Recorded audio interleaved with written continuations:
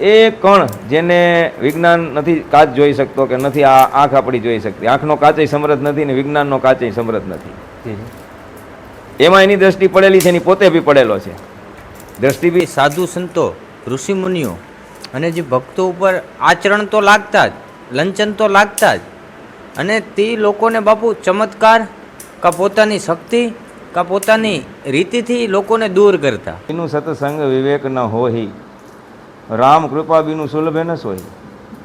જીવ જ્યાં સુધી સત્ય સંગતિ ન કરે ત્યાં સુધી તો બધું નકામું ને. વિવેક જે છે એ રત્ન છે, ને રત્ન વગરનો જે આ હીરો છે એ નકામો. હીરો તો છે જ કચરામાં, કીધું ને, કચરામાં ખોવાઈ નાખો. રત્ન તો છે જ. બીનું સત્સંગ વિવેક ન હોય, રામ કૃપા બીનું સુલભ ન સોય. ભગવાનની કૃપા ન થાય ત્યાં સુધી સુલભે બી નહીં. ભગવાનની કૃપા થાય એટલે સુલભી જાય.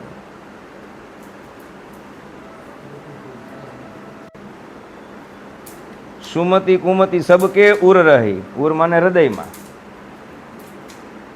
સુમતિ ને કુમતિ બે. ઉર એટલે હૃદય. સુમતિ કુમતિ સબકે ઉર રહી. નાથ શંભુ નિગમ. શિવજી પહેલા, જે શિવજીનું જ્યારે અસ્તિત્વ જ નહોતું ત્યારની પણ વાત કરી. નિગમ, વિચાર કરો, ત્યારે પણ શબ્દ હતો. સમજમાં આવી? શબ્દ બ્રહ્મ છે. કેટલા એવા આયામો છે, એમાં બધા જુદા જુદા શબ્દ ભ્રમણ કરે છે. કેવા મુહૂર્તો છે, બધું છે. પાલન કરવાની વાત. નાથ શંભુ નિગમ અસ કહી જહાં સુમતિ ત્યાં સંપત્તિ નાના. જ્યાં સુમતિ ત્યાં સંપત્તિ. નાનાનો અર્થ બહુ પ્રકાર. સુમતિ છે ત્યાં બહુ પ્રકારની રિદ્ધિ સિદ્ધિ સુખ સંપત્તિ શાંતિ, એકદમ સુખ ને દુઃખથી પરે. આ સંપત્તિ કેવી છે? એવી સંપત્તિ. ઓર જહાં કુમતિ ત્યાં વિપત્તિ નિદાના. જહાં કુમતિ ત્યાં વિપત્તિ નિદાના. વિપત્તિ કુમતિ હાલી એટલે કોઈ ટપાલ ન લખવી પડે, મેળો ન લખવો પડે, કોઈ સંદેશા વાહક ન મોકલવો પડે. તમારી એક જ ભૂલ બહુ થઈ જાય. રાવણને એક જ ભૂલ કરી હતી, એક ભૂલ બહુ થઈ ગઈ. નકર કેટલા અપરાધ ભગવાન જવા જ દેતા હતા ને. તો દેવ દાનવ માનવ અહીંયા કર્મ ભોગવવા આવે છે બધા. ચરાચર, જળતર સ્થળતર નભચર, કીટ યોની પશુ પતંગ પક્ષી, જો બધા કર્મ ભોગવે છે કે નથી ભોગવતા? કૂતરાને ઘારો પડ્યો, માલને કમોડા થાય, ગાય જેવી ગાય માતાને બી નથી થતા, જીવડા પડી જાય છે. કર્મને આધીન છે. ભગવાન મોટા નથી, ગુરુ મોટો નથી, શિષ્ય મોટો નથી, પરંપરા અને મહિમા મોટી છે. એમાં બધાને રહેવું પડે. શું મોટું છે? પરંપરા, મહિમા. ભારત દેશની પરંપરા શું છે? સૌરાષ્ટ્રની પરંપરા શું છે? આપણે સૌરાષ્ટ્રમાં જે છીએ પ્રભાસની, એ પરંપરામાં તમે રહ્યો તો તમારી રક્ષા થાય એવું કાંઈ નથી. એ પરંપરા બીજી પરંપરા નહીં, અહીંની પરંપરા. કારણ કે રહેવાનું તો આ ભૂમિ પર છે ને, એટલે તમને કાંઈ ન થાય. ભગવાન આવી રીતે રાખી દે. કેમ? આમ રાખી દે, અહીંયા લગાડી દે, હા આમ રાખી દે, કાંઈ ન થવા દે. આમ હાથમાં લઈ લે નજર, અને પછી અહીં લગાડી દે. પરંપરામાં રહેવું પડે. નામ એવું છે, ભવબંધનને કાપી નાખે. અને બાપુ પહેલાંના સમયમાં જે સાધુ સંતો ઋષિમુનિઓ અને જે ભક્તો ઉપર આચરણ તો લાગતા જ, લંચન તો લાગતા જ, અને તે લોકોને બાપુ ચમત્કાર કા પોતાની શક્તિ કા પોતાની રીતિથી લોકોને દૂર કરતા. કરતા ધરતા પરમાત્મા છે ને. જી ગુરુજી. જે કાલચક્ર ફરે છે, જેની માંગ છે એ જ રીતે હાલશે. જી એમ તમારી દ્રષ્ટિમાં ન આવે તો કોઈ શું કરે? જી જી. પરમાત્મા તો પ્રગટ જ છે. જી. એક એક કણની અંદર એનો વાસ છે પરમાત્માનો. હા.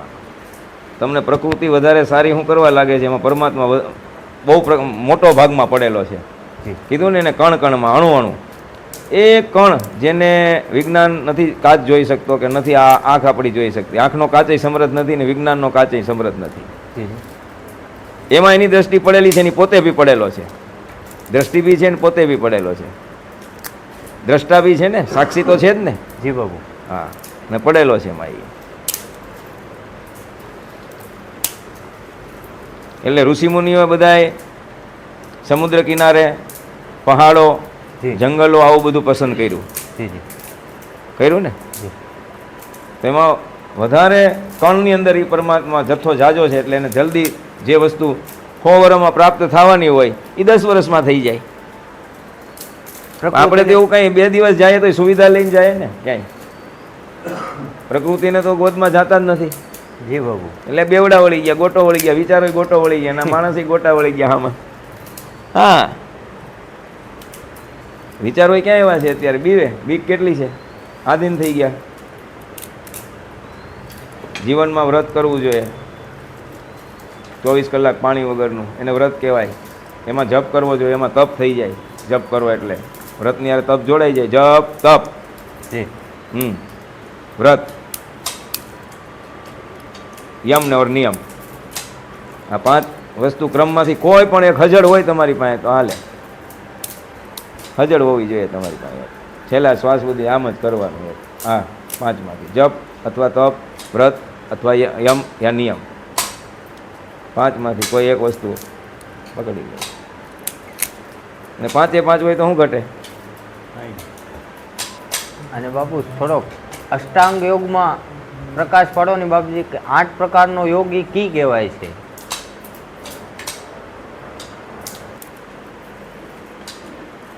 અષ્ટાંગ યોગ છે, જી અષ્ટ સિદ્ધિ છે, જી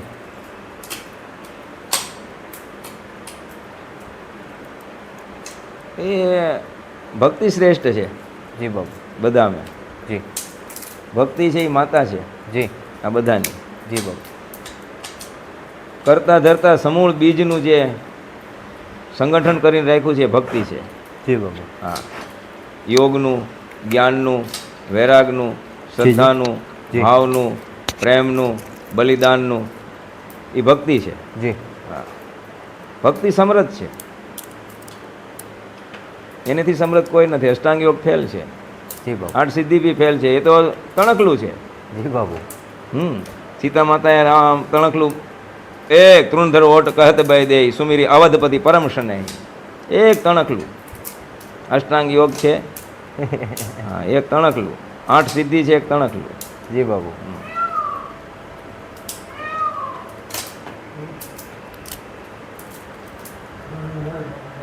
ભક્તિ સકલ ગુણ ખાતી, બધા ગુણની ખાણ છે એ ભક્તિ છે.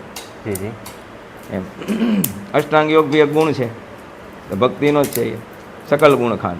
જી જી